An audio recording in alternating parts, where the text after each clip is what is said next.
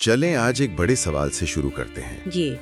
एक ऐसा सवाल जो अक्सर जहनों में आता है, खास तौर पर जब हम मजहब और दुनिया की हकीकतों को एक साथ समझने की कोशिश करते हैं। बिल्कुल। हमारे एक सुनने वाले ने जो मवाद भेजा है वो इसी गहरी उलझन को छेड़ता है। कुरान में वाज़ेह तौर पर कहा गया है, बेशक अल्लाह हर चीज पर कादिर है। जी, इन्नल्लाह अला कुल्ली शैइन कदीर। बिल्कुल। तो अगर ये बात 100% सच है तो फिर एक बहुत ही बुनियादी, एक हयातियाती सवाल पैदा होता है कि किसी इंसान का कटा हुआ हाथ या पांव दोबारा क्यों नहीं उगता। और ये वाकई एक बेहतरीन सवाल है। ये सीधा अकीदे के दिल में जाता है। तो आज हम इसी नुक्ते की गहराई में जाएंगे और देखेंगे कि हमारे सामने मौजूद ये ज़राए इस चैलेंज का जवाब कैसे देते हैं। जी, क्योंकि ये हमें मजबूर करता है कि हम अल्लाह की कुदरत के तस्वुर को सतही तौर पर ना देखें। ये सिर्फ एक सवाल नहीं, बल्कि ये अल्लाह की लामहदूद ताकत, उसकी हिकमत और इस दुनिया की नौयत के बारे में हमारी समझ को परखता है। ठीक है, तो आइए इसको खोलते हैं। हमारे ज़राए में जो सबसे पहला और बुनियादी नुक्ता पेश किया गया है वो है अल्लाह की कुदरत और उसकी हिकमत के दरमियान फ़र्क। ये एक बहुत अहम तफरीक है। इसका क्या मतलब है? बिल्कुल। देखें, इस्लामी अकीदे का जो मरकजी नुक्ता है ना जी, वो ये है कि अल्लाह की कुदरत, जिसे हम कदरा कहते हैं, वो मुतलक और लामहदूद है। इसमें तो कोई शक नहीं। ठीक है। लेकिन वो अपनी इस लामहदूद कुदरत का इस्तेमाल हमेशा अपनी कामिल हिकमत यानी हिकमा और अपने इरादे यानी इरादा के मुताबिक करता है। अच्छा। आसान लफ्जों में किसी काम को करने की सलाहियत रखना एक अलग बात है, और उस काम को सच्चे हालात में करना वो एक बिल्कुल दूसरी बात है। एक मिनट में जरा इस बात को समझूं। तो दलील ये है कि अल्लाह का कुछ ना करना उसकी नाअहली नहीं बल्कि उसका इंतखाब है, और ये इंतखाब उसकी हिकमत पर मबनी है। बिल्कुल यही बात है। लेकिन एक शक करने वाला ये भी तो कह सकता है कि ये तो एक आसान जवाब लगता है। हम ये कैसे जान सकते हैं कि ये हिकमत है, कोई मजबूरी नहीं? ये बहुत अच्छा नुक्ता है और इसीलिए हमारे ज़राए में एक बहुत अमली मिसाल दी गई है। अच्छा। फर्ज करें एक दुनिया का बेहतरीन हार्ट सर्जन है। क्या वो एक छोटी सी खराश पर ओपन हार्ट सर्जरी करने की सलाहियत रखता है? जाहिर रखता है। बिल्कुल रखता है। उसके पास इल्म भी है, औजार भी हैं, महारत भी है। लेकिन क्या वो ऐसा करेगा? नहीं, हरगिज नहीं। ये तो बेवकूफ़ी होगी। बिल्कुल, क्योंकि ये उसकी हिकमत, उसके फैसले और उसूलों के खिलाफ होगा। तो इसका ऐसा ना करना उसकी नाअहली का सबूत नहीं, बल्कि उसके एक माहिर और हकीम होने का सबूत है। बात वाज़ी हो रही है। इसी तरह अल्लाह का किसी कटे हुए हाथ को मोजिजाती तौर पर फौरी ना उगाना उसकी कुदरत की कमी नहीं, बल्कि उसके कायनाती मंसूबे और हिकमत का हिस्सा है। ये मिसाल वाकई इस फ़र्क को वाज़े करती है। तो फिर इस इंतखाब के पीछे हिकमत क्या है? इस कायनाती मंसूबे का मकसद क्या है? दुनिया को ऐसा क्यों बनाया गया है? इसका जवाब इस दुनिया की इस्लामी तारीफ में छुपा है। हमारे ज़राए बार बार इस बात पर जोर देते हैं कि ये दुनिया दारुल इम्तिहान है, यानी आजमाइश की जगह। जन्नत नहीं है। जी, ये जन्नत या दारुल जज़ा नहीं है जहाँ हर चीज़ कामिल हो। कुरान में वाज़े तौर पर कहा गया है, और हमारे ज़राए सूरतुल अनकबूत की आयत का हवाला देते हैं। क्या लोगों ने ये समझ रखा है कि वो सिर्फ ये कहने पर छोड़ दिए जाएंगे कि हम ईमान लाए और उन्हें आजमाया नहीं जाएगा? यानी अगर हर मुश्किल, हर बीमारी, हर नुकसान फौरी तौर पर एक मौजज़े से ठीक हो जाता तो आजमाइश का तो कोई मतलब ही नहीं रहता। ये तो ऐसा ही है जैसे किसी को इम्तिहान के पर्चे के साथ जवाबात की चाबी भी दे दी जाए। बिल्कुल वही बात है।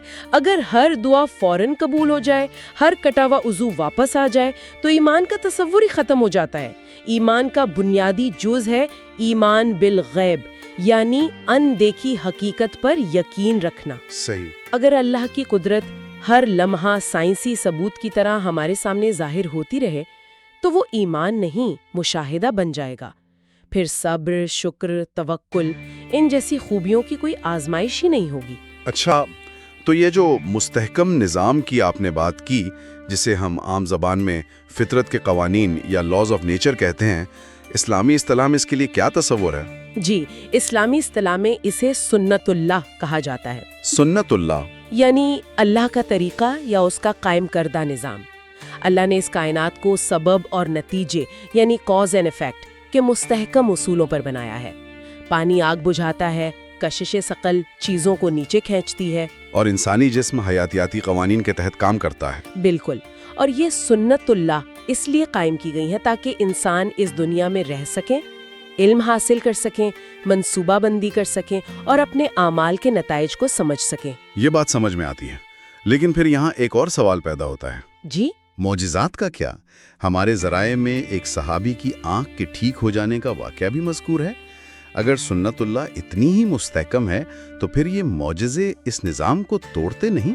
یہ ایک انتہائی اہم سوال ہے، اور اس کا جواب یہ ہے کہ معجزات سنت اللہ کو توڑتے نہیں بلکہ اس کی حقیقت کو مزید مضبوط کرتے ہیں۔ وہ کیسے؟ اس کو یوں سمجھیں کہ سنت اللہ کائنات کا آپریٹنگ سسٹم ہے۔ ٹھیک ہے۔ معجزہ اس آپریٹنگ سسٹم میں کوئی خرابی یا بگ نہیں بلکہ یہ ایک ایڈمنسٹریٹر اوور رائیڈ ہے۔ واہ، ایڈمنسٹریٹر اوور رائیڈ، یہ اچھی مثال ہے۔ جی، یہ اس بات کا ثبوت ہے کہ اس سسٹم کو بنانے والا ایک ایڈمنسٹریٹر موجود ہے جو جب چاہے اپنی خاص حکمت کے تحت اس میں براہ راست مداخلت کر سکتا ہے۔ لیکن یہ روزمرہ کا معمول نہیں۔ ہرگز نہیں، یہ ایک استثناء ہے۔ یہ خاص مواقع پر ظاہر ہوتی ہے تاکہ انسان یہ یاد رکھیں کہ قوانین کے پیچھے ایک قانون دینے والا بھی موجود ہے۔ زبردست۔ تو معجزہ نظام کو کمزور نہیں کرتا بلکہ بنانے والے کی حاکمیت کو ثابت کرتا ہے۔ اچھا، اب ذرا آج کے دور میں آتے ہیں۔ سائنس کے اس دور میں اس دلیل کو کیسے دیکھا جاتا ہے؟ مواد میں ایک بہت ہی دلچسپ چیز کا ذکر ہے، سیلمینڈر کی دلیل۔ یہ کیا ہے؟ یہ وہ نقطہ ہے جہاں جدید مسلم مفکرین اس بحث کو ایک نئے اور بہت دلچسپ زاویے سے پیش کرتے ہیں۔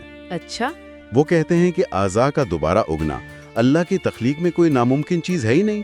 اس کی زندہ مثال سیلمینڈر اور کچھ دوسری مخلوقات ہیں۔ ایک منٹ، کیا مطلب؟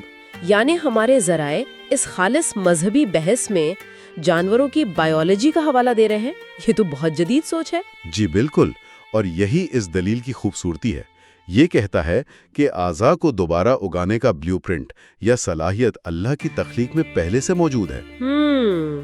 یہ کوئی ایسی چیز نہیں جو کائنات کے قوانین کے خلاف ہو، بس یہ صلاحیت انسانوں میں فعال یا سوئچ آن نہیں ہے۔ اور پھر وہ اس سے ایک مشہور حدیث سے جوڑتے ہیں کہ اللہ نے کوئی ایسی بیماری نہیں اتاری جس کا علاج نہ اتارا ہو۔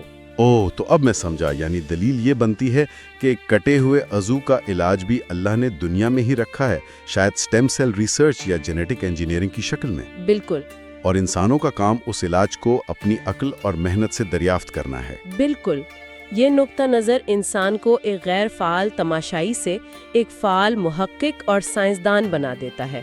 اللہ نے جوابات آسمان سے نازل کرنے کے بجائے انہیں اپنی ہی تخلیق میں چھپا دیا ہے اور تمہیں انہیں ڈھونڈنے کی عقل دی ہے۔ یہ واقعی ایک بہت بااختیار بنانے والا نقطہ نظر ہے۔ لیکن یہ سب فلسفہ اور سائنس اپنی جگہ، اس شخص کے لیے ان سب کا کیا مطلب ہے جو آج اسی لمحے کسی جسمانی نقصان کا شکار ہے؟ یہ اس بحث کا سب سے اہم اور انسانی پہلو ہے۔ اسلام تکلیف کو بے معنی یا صرف سزا کے طور پر نہیں دیکھتا۔ تو پھر کیسے دیکھتا ہے؟ سب سے پہلے اسے صبر کی آزمائش اور روحانی درجات کی بلندی کا ذریعہ قرار دیا گیا ہے۔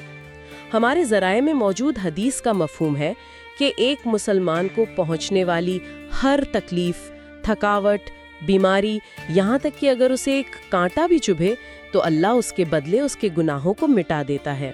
تو یہ ایک طرح سے روحانی ترقی کا موقع بن جاتا ہے۔ جی، ایک بے معنی المیے کے بجائے۔ لیکن یہ تو بہت انفرادی سطح کی بات لگتی ہے۔ کیا یہ صرف اس فرد کی آزمائش ہے؟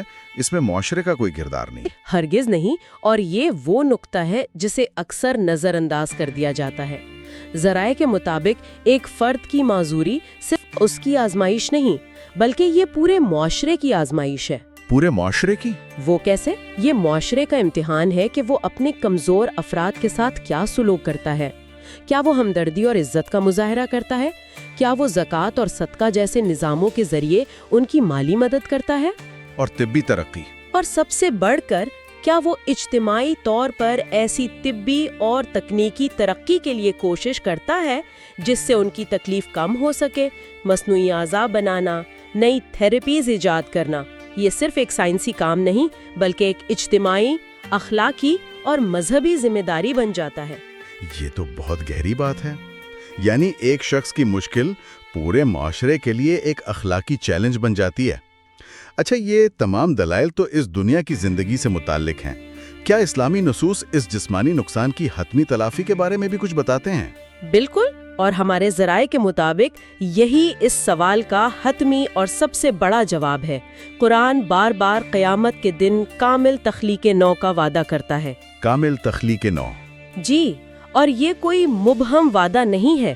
ذرائع میں سورۃ البقرہ کی آیت کا حوالہ ہے جہاں حضرت عزیر علیہ السلام کے سامنے ان کے مردہ گدھے کی ہڈیوں کو جوڑا جاتا ہے، پھر ان پر گوشت چڑھایا جاتا ہے اور اسے زندہ کر دیا جاتا ہے۔ اسی طرح سورۃ القیامہ میں اللہ چیلنج کرتا ہے کہ وہ نہ صرف انسان کی ہڈیوں کو جمع کر سکتا ہے بلکہ اس کی انگلیوں کے پور پور تک ویسا ہی بنا سکتا ہے جیسا وہ تھا۔ تو یہ خیال ہے کہ اس دنیا میں جو کچھ بھی جسمانی طور پر کھو گیا ہے وہ آخرت میں نہ صرف بحال ہوگا بلکہ کامل حالت میں بحال ہوگا۔ جی، حتمی اور کامل بحالی اس عارضی دنیا کے لیے نہیں بلکہ ہمیشہ رہنے والی آخرت کے لیے ہے۔ اسلام یہ سکھاتا ہے کہ اس دنیا کا بڑے سے بڑا نقصان بھی آخرت کے ابدی اور کامل انعام کے مقابلے میں کچھ بھی نہیں۔ اس میں ایک چھوٹی سی ہڈی کا بھی ذکر ہے نا؟ جی، اور وہ تفصیل حیران انگیز ہے۔ ذرائع میں ایک حدیث کا حوالہ ہے جس کے مطابق انسان کی دوبارہ تخلیق اس کی ریڑھ کی ہڈی کے آخری سرے کی ایک چھوٹی سی ہڈی عجب الظن سے ہوگی جو کبھی فنا نہیں ہوتی۔ یہ تو ناقابل یقین حد تک مخصوص تفصیل ہے۔ ایک چھوٹی سی ہڈی کو پوری انسانی تخلیق نو کا بیج قرار دینا۔ بالکل، یہ تفصیل اس تصور کو ایک ٹھوس بنیاد فراہم کرتی ہے۔ یہ یقین دلاتی ہے کہ ہر فرد کی انفرادیت، اس کی مکمل ذات محفوظ ہے اور اسے کامل طور پر واپس لوٹایا جائے گا۔ تو یہ اس سوال کا حتمی جواب ہے کہ اللہ کی قدرت کہاں ہے؟ جی، اس کی قدرت کا حتمی مظاہرہ اس دن ہوگا جب وہ ایک چھوٹی سی ہڈی سے اربوں انسانوں کو ان کی مکمل شناخت کے ساتھ دوبارہ کھڑا کر دے گا۔ تو اگر میں ساری گفتگو کا خلاصہ کروں تو کسی عضو کا دوبارہ نہ آنا اللہ کی قدرت پر سوال نہیں اٹھاتا بلکہ یہ ہمیں کئی چیزوں کی طرف متوجہ کرتا ہے۔ اللہ کی حکمت کی طرف، اس دنیا کے امتحانی نظام کی طرف، سنت اللہ کی اہمیت کی طرف اور سائنس کے ذریعے اللہ کی تخلیق کے رازوں کو جاننے کی انسانی ذمہ داری کی طرف، اور آخر میں قیامت کے وعدے کی طرف۔ جی، اور آخر میں قیامت کے دن کامل انصاف اور بحالی کے وعدے کی طرف۔ یہ واقعی ایک کثیر جہتی جواب ہے۔ اور یہاں ایک آخری نقطہ سوچنے کے لیے چھوڑا جا سکتا ہے۔ یہ مواد ہمیں دعوت دیتا ہے کہ ہم اپنے سوال کا زاویہ بدلیں۔ زاویہ بدلیں؟ کیسے؟ سوال یہ نہیں ہونا چاہیے کہ اللہ ایسا کیوں نہیں کر سکتا، بلکہ سوال یہ ہونا چاہیے کہ اللہ نے اس نظام کو اسی طرح کیوں ڈیزائن کیا ہے اور اس میں ہمارے لیے کیا سبق ہے۔ یعنی کیوں نہیں سے کیوں کی طرف سفر۔ جی، یہ تبدیلی ہمیں اللہ کی قدرت کو چیلنج کرنے کے بجائے اس کی حکمت کو سمجھنے کی کوشش کی طرف لے جاتی ہے۔ اور اگر واقعی قیامت کے دن ایک چھوٹی سی ناقابل فنا ہڈی سے پورا انسان دوبارہ بنایا جا سکتا ہے تو یہ ہمارے اس عارضی جسمانی وجود کی اہمیت اور ہماری دائمی روح کی حقیقت کے بارے میں ہمیں کیا سوچنے پر مجبور کرتا ہے۔